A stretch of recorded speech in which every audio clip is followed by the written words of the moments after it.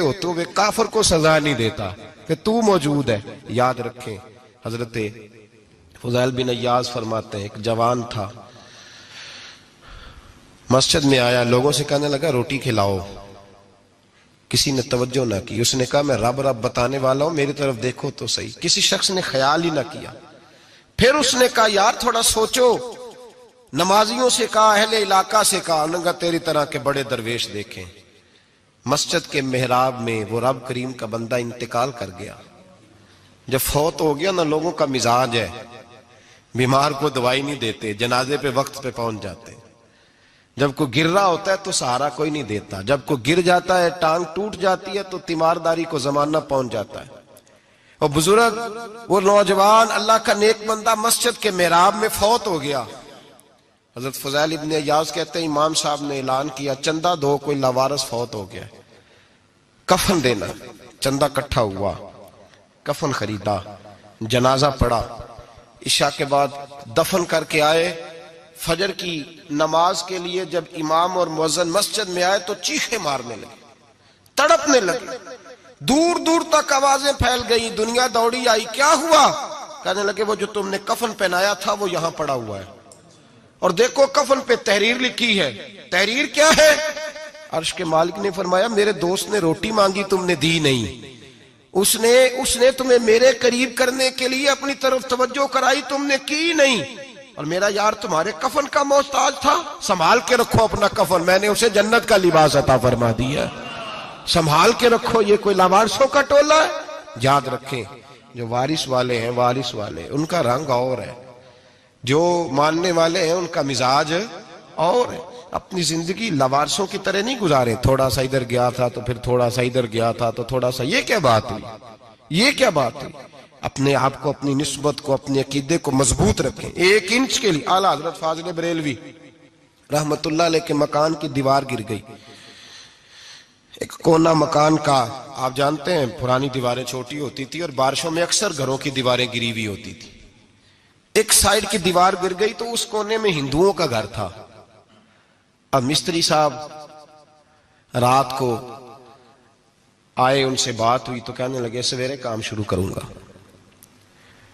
کہا 1-2 صاحب نے کہ ہندوؤں کا گھر ساتھ ہے اور وہ دشمن بھی بڑے زیادہ ہیں، تو رات کو ہی ہو جائے. کہنے لگا جی نہیں میری مجبوری ہے، مزدور کہاں سے لاؤں گا، بڑے معاملات ہیں، سویرے شروع ہوگی. اب رات کو مولانا ظفر الدین بہاری علیہ رحمہ کہتے ہیں بچے مدرسے کے، باقی سارے لوگ، سب کو جمع کیا گیا. چونکہ اس طرف سے تھوڑا خطرہ تھا ہندوؤں کی جانب سے. کہا جناب یہ بڑے دشمن ہیں اسلام کے، تو اس طرح کرو کہ 2-3 بچوں کی ڈیوٹی لگائیں یا کچھ لوگوں کی یہاں رات کو پہرا دیا جائے. ٹھنڈ بھی بڑی زیادہ تھی، کھڑا ہونا بھی مشکل تھا.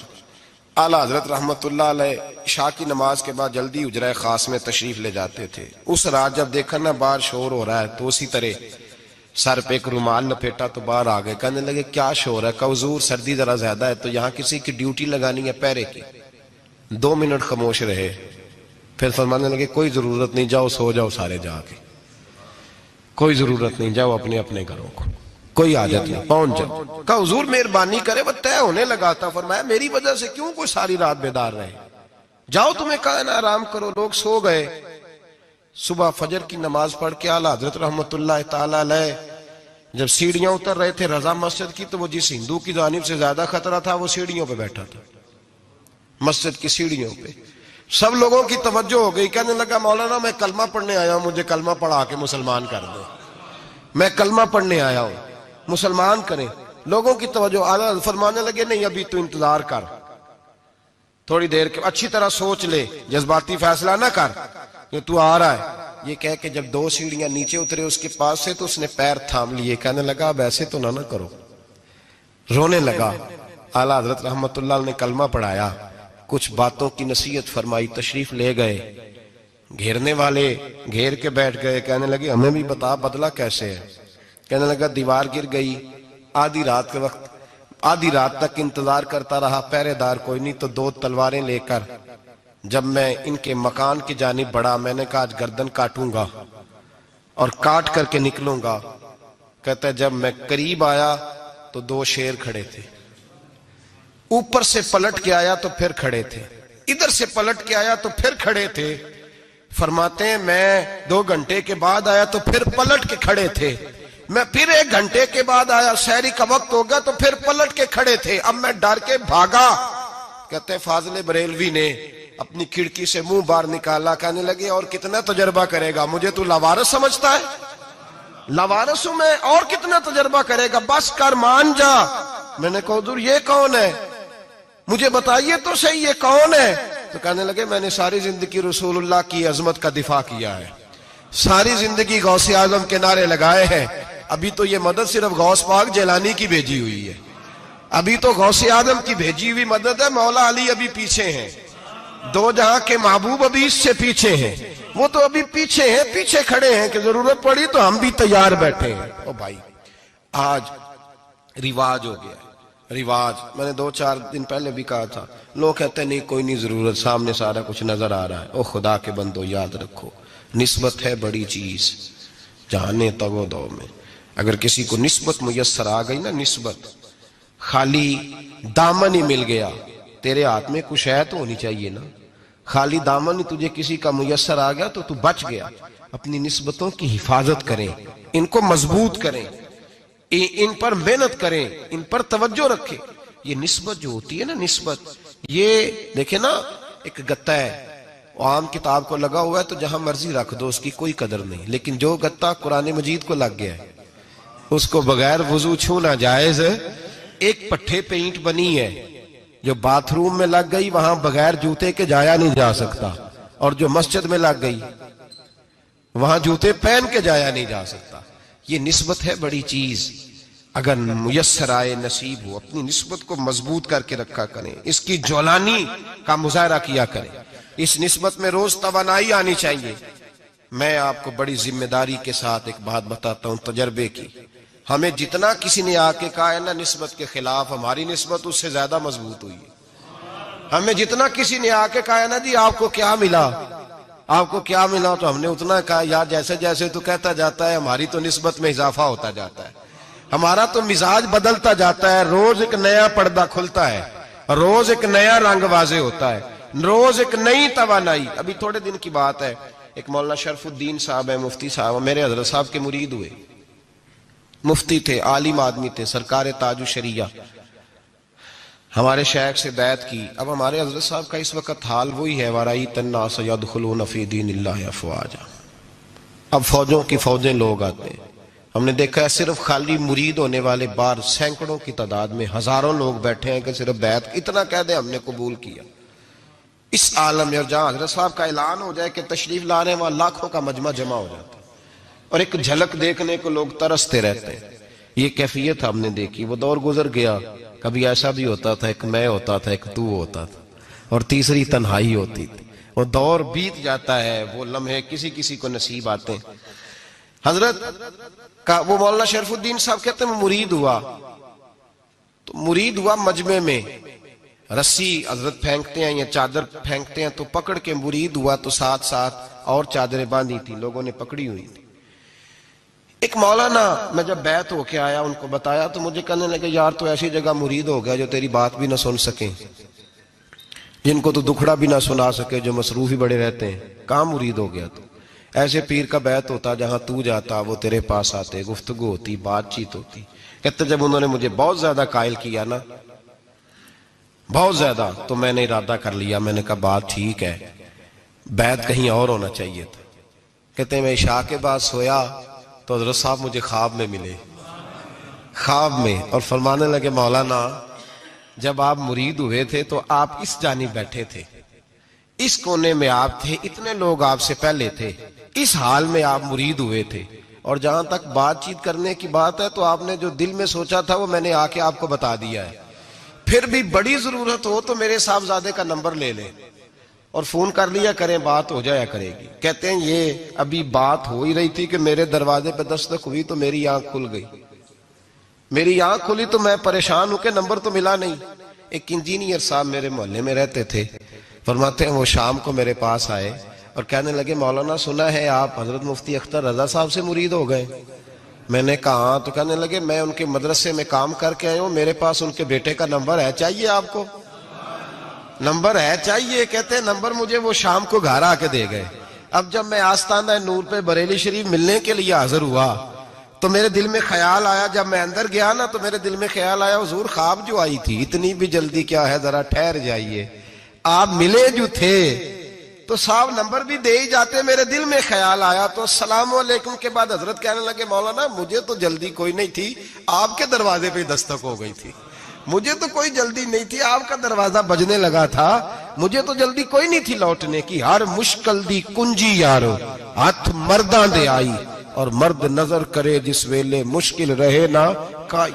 بس لوگوں یہ یاد رکھو اور اس پہ عمل کرو، اپنی نسبتوں کو مضبوط کریں۔ ہمارا تو جیسے دن کا اجالا چمکتا ہے نا، چمکتا ہے دل کا اجالا، جیسے نیا دن چڑھتا ہے ہمارے لیے تو ایک نئی روشنی لے کے آتا ہے۔ اپنے آپ کو بیدار رکھیں۔ سورج اگر باہر پورا نکل آئے نا تو جو آدمی آنکھیں زور سے بند کر لے اسے کوئی شے نظر نہیں آتی، پورا سورج نکلا ہوا بھی ہو۔ سورج اسے نظر آئے گا جس کی اپنی آنکھیں بھی کھلی ہوں گی، تو آنکھیں نہیں کھول رہے، تو آنکھیں نہیں کھول رہے، آنکھیں، یہ شکوہ آنکھیں نہ کھولنے کا ہے، آنکھیں نہیں کھول رہے تو سورج کیسے نظر آئے گا؟ بات ذرا سخت ہے پر چلو آپ میرے عزیز ہیں کر جاتا ہوں۔ ملا رومی رحمت اللہ تعالی علیہ فرماتے مجھ سے ایک شخص نے کہا کہ نبی پاک صلی اللہ تعالی علیہ وسلم اگر سراجم منیرہ ہے تو نظر کیوں نہیں آتے؟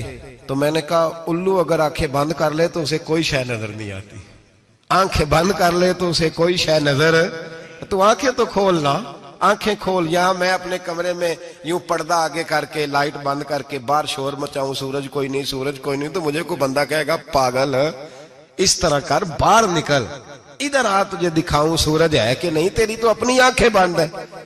اقبال کہتے ہیں دل بینا بھی کر خدا سے طلب، آنکھ کا نور دل کا نور نہیں، اندر کی آنکھیں کھول، اندر اتنا اندھیرا ہے تو باہر کیسے نظر آئے گا؟ تو لوگ آنکھ ہی نہیں کھولتے، دائیں بائیں دیکھتے رہتے ہیں۔ نسبت کو مضبوط کریں۔ رب تو فرماتا ہے حبیب تو موجود ہے تو میں کافر کو بھی عذاب نہیں دیتا۔ اب یہاں خالص نسبت کا بیان ہے، خالص، یہ نہیں فرمایا کہ حبیب ان کے عمل اچھے ہیں تو میں عذاب نہیں دیتا، یہ نہیں فرمایا کہ حبیب یہاں خانہ کعبہ ہے تو میں عذاب نہیں دیتا، نسبت کی بات فرمائی، نسبت کی۔ یہ نہیں فرمایا کہ حبیب یہاں روز طواف ہوتا ہے تو عذاب نہیں دیتا، یہاں تلاوت ہوتی ہے تو فرمایا حبیب تو ہے اس لیے میں انہیں عذاب۔ مدینے میں کبھی زلزلہ نہیں آیا، پتہ ہے آپ کو؟ اس لیے نہیں آیا کہ وہاں میرے مصطفیٰ کا گنبد خضرا ہے۔ کوئی فصل وہ بیجتے نہیں، کوئی فصل بوتے نہیں، وہ کوئی فصل بھی، لیکن دنیا کی ہر شے آپ کو مدینے میں ملتی ہے۔ جو سب سے اچھا پھل کھانا چاہے اسے مدینے میں جا کے ملتا ہے، اس لیے کہ وہاں گنبد خضرا کی ہریالی موجود ہے۔ دنیا کی ہر نعمت ملتی ہے اس لیے کہ گنبد خضرا جو موجود ہے۔ تو بھائی یہ نسبتوں کی بات ہے، نسبتوں کی۔ پرانی امتوں میں جب کوئی گناہ کرتا تھا تو دروازے پہ لکھا ہوتا تھا سویرے، میرے حبیب نے دعا فرمائی مولا یہ میرے ہیں انہیں رسوا نہ کرنا، اے اللہ میرے ہیں انہیں رسوا نہ کرنا۔ تو میرے بھائی سن لو اور یاد رکھ لو، لاکھوں پاپ بھی لوگ کر کے آئیں، سویرے منہ دھو کے نکل آئیں تو عرش کا مالک رسوا نہیں کرتا، بلکہ کہتا ہے تو میرے دامن میں چھپ جا، اندر جا کے جہاں گناہ کیا ہے وہاں جا کے دل سے سچی توبہ کر لے، میں قیامت میں بھی کسی کو نہیں بتاؤں گا کہ تو نے گناہ کیا ہے۔ تو برکت کس کی ہے؟ رسول پاک کی۔ یہ برکت کس کی ہے؟ حبیب دو عالم کی صلی اللہ۔ غلامی کا رشتہ مضبوط کریں، غلامی کا، وارث والے بنے، لوارث نہ بنے۔ لوارثوں جیسی زندگی نہ گزارے، جہاں مرضی چلے گئے، جہاں مرضی چھٹیاں کار ہے، جتنے مرضی ٹائم بتائے، جو مرضی طبیعت میں آیا کرتے پھرے، پتہ ہی کوئی نہیں، حال ہی کوئی نہیں، یہ کوئی کیفیت نہیں ہے کوئی بھی۔ مجھے ایک صاحب کہنے لگے کہ ایک پیر بھائی پوچھ رہا تھا حضرت صاحب کا حال کیا ہے؟ میں نے آج کے بعد اس نے تجھ سے پوچھا تو بالکل نہ بتانا۔ وہ کیسا بیٹا ہے، وہ کیسا بیٹا ہے جو پڑوسیوں سے دائیں بائیں لوگوں سے حال پوچھتا ہے؟ اسے پتہ ہی نہیں، اسے خبر ہی نہیں، اسے تو لمحے لمحے کی خبر ہونی چاہیے، اسے تو منٹ کا پتہ ہونا چاہیے تھا۔ وہ اس نے کس طرح کی نسبت رکھی ہوئی ہے جس کو ہم سایوں سے پوچھنے پڑتا ہے ذرا پتہ کر کے بتانا حال کیا ہے۔ تو کدھر تھا بھائی؟ اتنی دیر ہو گئی، تو نے حال بھی کسی اور سے پتہ کرانا ہے؟ میں نے کہا اس کو کہنا آج کے بعد حال پوچھنا ہوا تو خط لکھے، میں بھی جواب لکھ دوں گا، بات ختم ہو گئی۔ جب دور دور جو رہنا ہے تو ٹھیک ہے، پھر اس طرح نہ تو خدا ہے نہ میرا عشق فرشتوں جیسا، دونوں انسان ہیں تو پھر کیوں اتنے حجابوں میں ملے؟ اور اس نے کہا تھا اب کہ ہم بچھڑے تو شاید کبھی خوابوں میں ملے، جیسے سوکھے ہوئے پھول کتابوں میں ملے۔ ایسا کام نہ کریں کہ وہ انداز ہی بدل جائے، اپنے آپ کو، اپنی نسبتوں کو مضبوط کریں۔ اللہ تبارک و تعالیٰ سے دعا اور التجا ہے کہ اللہ کریم ہمیں نسبتوں کی مضبوطی عطا فرمائے، اور اللہ تبارک و تعالیٰ ہمیں یہ توفیق دے کہ ہم سمجھ جائیں اس بات کو کہ اصل بات ہے کیا، اور اصل کی مضبوطی کتنی ضروری ہے، اصل تک پہنچنا کتنا ضروری ہے۔ اور یہ بھی یاد رکھیں، اماں جب ناراض ہوتی ہے نا، جب اماں ناراض ہوتی ہے تو کہتی ہے بس نکل جاتا، فٹافٹ نکل جاتا، دوڑ جا، کوئی تعلق نہیں۔ ابا بھی کہتا ہے آج آیا تو ٹانگیں توڑ دوں گا، حال ہی کوئی نہیں۔ وہی بیٹا جا کے 2 منٹ پیروں میں بیٹھتا ہے، کہتا ہے اماں تجھے پتہ ہی نہیں میں کتنی ٹینشن میں تھا۔ تو وہی اماں باہر نکل کے پہلے بڑھ کے مار رہی ہوتی ہے، حد کر دوں گی، پھر وہی اماں کہتی ہے بڑا پریشان ہے بیچارہ۔ یہ کیفیت ہے، اپنے آپ کو صحیح کریں، اپنی نسبتوں کو مضبوط کریں، احکامات پہ عمل کریں، محبوب کی غلامی تگڑی کریں۔